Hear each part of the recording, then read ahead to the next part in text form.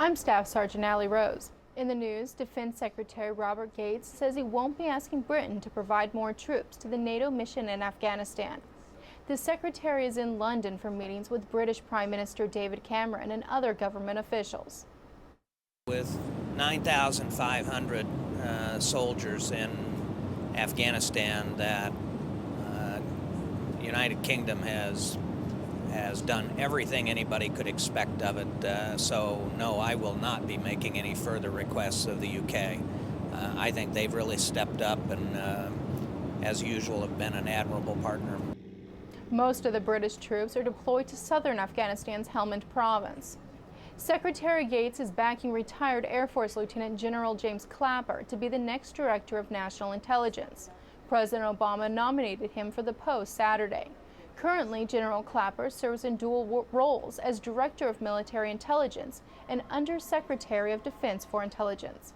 If confirmed by the Senate, General Clapper would replace Admiral Dennis Blair, who resigned in May.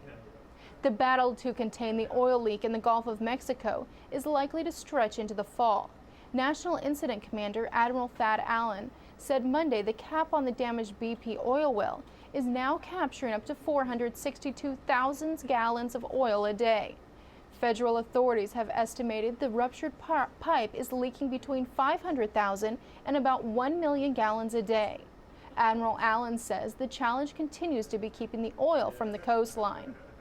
This spill has disaggregated itself. We're no longer dealing with a large monolithic spill. We're dealing with an aggregation of hundreds or thousands of patches of oil that are going a lot of different directions. And we've had to adapt, and we need to adapt to be able to meet that threat. Admiral Allen says small vessels in the area are being used to help capture those patches of oil using skimmers. He also said about 120 miles of coastline have been impacted by the oil, but says that estimate does not include the acres of marshland that have been polluted. The Coast Guard arrested 2 smugglers and recovered around 1,400 pounds of marijuana in San Diego. The Joint Harbor Operations Center received a call Saturday from a concerned citizen who spotted a boat that had been beached, and the occupants appeared to be unloading something from the boat into a nearby cave in the cliffs. The Coast Guard cutter Sea Otter took 2 suspected smugglers into custody. I'm Staff Sergeant Allie Rose with your Pentagon Channel News Update.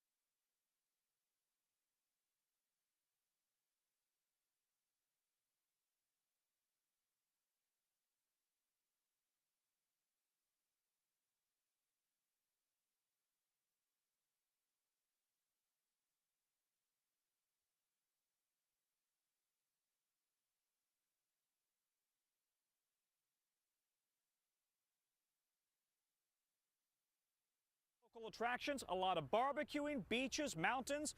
But for those who are going on the road, 87% are going by car.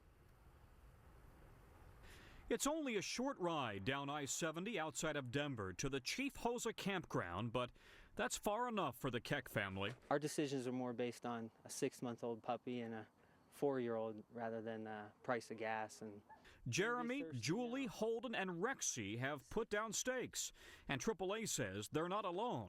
32 million Americans are leaving home this weekend.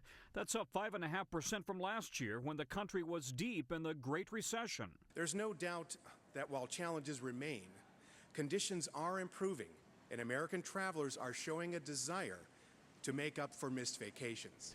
On the Maryland shore, the water's still a bit cold, but it's starting to feel like summer. Nice. After the little breeze goes by, you're good to go. And with Memorial Day kicking off the summer travel season, experts say the key to saving money this year may be to avoid flying on Sunday. Most of those cheaper days will be Tuesday and Wednesday, and the airfare can be hundreds of dollars cheaper. BestFares.com has been tracking summer travel deals. Travel to Europe this summer is going to cost you. Round trip to Paris can run $1,400 a ticket, plus a $300 fuel surcharge. The international bargain is Australia. If you leave August 1st, a family of 4 could fly to Sydney for just over $2,400. BestFares.com says Mexico is offering great travel deals, leaving midweek to an all-inclusive 4-star hotel in Cancun for 7 nights, just $440 per person. Vegas is also on sale. A 3-night stay in a new 5-star hotel, including airfare, just $225 per person. But the deal of the summer may be in rental cars. If you rent a car from Hertz in Florida, drive it all you want, but drop it off out of state and north of Georgia, your 1-week rental could cost you as little as $114. And listen to this. Gas prices are right now about 50 cents higher than they were a year ago, but we're still below the $3 a gallon mark. So that really isn't proving to be much of an impediment for drivers who are hitting the roads. All the more excuse to take that rental car in Florida and drive it out of state. And back to you. All right. Well, thanks for making us feel better about the gas prices there, Tom Costello. Thanks. 2 steps by Congress to end the Don't Ask, Don't Tell policy on gays serving in the military. The House voted to repeal the measure Thursday as part of a broader defense spending bill. The Senate panel also approved a repeal. U.S. soldiers are placing more than 250,000 American flags on tombstones at Arlington National Cemetery in honor of Memorial Day. The tradition known as Flags In began in 1948. And an American hero has passed away. Retired Navy Lieutenant John Finn, the oldest living recipient of the Medal of Honor, died at his California home on Thursday. He was awarded for his bravery during the attack on Pearl Harbor when he stayed at his machine gun despite 21 shrapnel wounds. John Finn was 100 years old. It is now 7 minutes past the hour. It's time for the weather with Al. Another reason to remember Memorial Day. Thanks so much, Ann. And let's take a look and show you what you're looking at. The hurricane forecast for 2010 could be a busy season. Normally, we'd get 10 named storms. We may have more than double that. 6 hurricanes generally, 14 up to for 2010, and 3 to 7 intense. If this forecast comes true, we could be in for trouble.